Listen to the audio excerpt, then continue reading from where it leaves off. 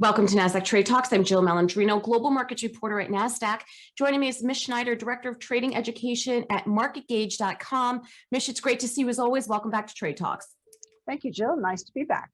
And it looks like we're picking up where we left off in February when we spoke about rates and inflation, and here we are again. And at this point, it seems inflation fears that hit the market last week seem to have abated a bit, but it all comes back to rates at the end of the day. What are you seeing here? Well, there was a big hearing today with Yellen and with Powell. And so Powell pretty much said, again, he seems to be talking from both sides of his mouth. So it's really hard to interpret. And I think that's what the market is having difficulty with. We'll get back to the yields in a moment, but I want to say, because this is impacting the yields. On one level, he's saying that he thinks that the recovery is going to be fully there and that GDP is going to go up to 6.5%. And then in the next breath, he says that the recovery is far from complete and the Fed is going to do everything in their power to keep with the bond buying program and keep the rates down, with nothing in sight in terms of raising them to 2024. So that's why you're seeing very choppy conditions. But in the meanwhile, the yields themselves had gone up recently until the last couple of days. And that was really just because what happened was it looked like the talk of this economic recovery made the yields less attractive. So investors were going more into the market than buying the yields, because they'll buy the yields when they can get something above face value. And so what happened was there was a lot of selling of yields. And of course, that hit the market, particularly in the Nasdaq. So now we're seeing just the opposite. Yields have softened. Some foreign buyers have come back in. The Fed speak is unclear. And we have the money going into Nasdaq today, which is helping the rest of the market. But really, the rotation into Nasdaq is the supreme feature of the day. I guess that's what I have a challenge understanding with the Fed's position here, where they're not going to do anything with rates until 2024, or at least that's the narrative today. We know demand is going to be accelerated once we get our vaccinations and people travel again, and then you start to see the inflation pop up in the services sector, which is really what the Fed is watching. I just can't imagine that they're not going to have challenges with that balancing act for the next 2.5 years. It definitely seems like what you're saying is 100% true. The funny thing about inflation is that it was almost like the inflation had been hitting the market before it was actually, the word was uttered. And then going back to Powell, on top of saying that he saw the growth for next year or at the end of this year, then he said he thought GDP would drop down to about 3.1%. So where does that leave inflation and where does that leave growth? So was he suggesting stagflation, which is something that a lot of other people have been kicking around, which is not a good scenario. But then enter Yellen. So then Yellen comes in and she says, I expect full employment in a year, which is also very interesting. And that would certainly mean that there would be no more stimulus money coming to anyone, because a lot of people are staying home because they're making more money being at home. And yet she also talked about this infrastructure package, this other $3 trillion. And where's that revenue going to come from? And of course, they're mentioning the idea of taxes.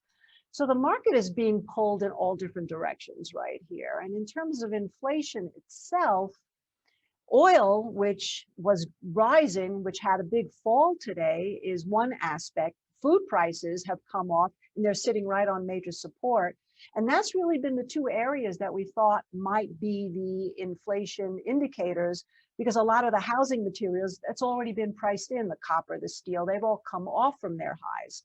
So it'll be really interesting to see yields, taxes, long-term rates, mortgage rates, housing industry, inflation indicators. There's so much on the table that I think if you're looking to invest at this point, if you're not already either deep in the money and you want to know where to go, you got to be really, really careful here. Either be like a Cathie Wood and have a long-term view because you're not trading, you're actually investing, or be really, really quick to reverse course if things get dicey. I'm glad you brought that up, because a time frame is just so important. And I think people forget that, you know what, the market just doesn't always go from the bottom left to the top right of the chart, and there are machinations in it. You have to think about your time frame. Trading's great, and so is long-term investing. But I want to go back to commodities for a moment. The COVID-19 situation in Europe doesn't seem to be improving. They're having vaccination distribution issues. There's different variants that are forming on the continent. Do you think that can be impactful to commodities at any point? Well, I think that's exactly what we're seeing impacting the commodities right now, because the demand side that people were expecting with this surge of coming back after being closed certainly has been the case in the United States. But France is still closed, Italy. Spoke to a friend of mine in London, and they're not opening until maybe June. Just saw that there was a record new amount of cases in Greece. And so where is that demand side coming from right now? That has slowed, which is a big reason why, of course, we're seeing the dump in oil again today. So the one or two things will happen. Either we're going to take this pause in terms of the demand increasing and the inflation increasing, and that pause could be some more liquidation, or it could sort of hold right here, particularly, like I said, in some of these inflationary indicators, particularly let's look at sugar, which is one of my favorite secret indicators. It's come all the way down to support. And then when we start to see Europe reopen, we'll see that other surge. And then what will happen to the yields at that point? So this is why I'm kind of thinking, I'm trying to navigate all of this and look forward.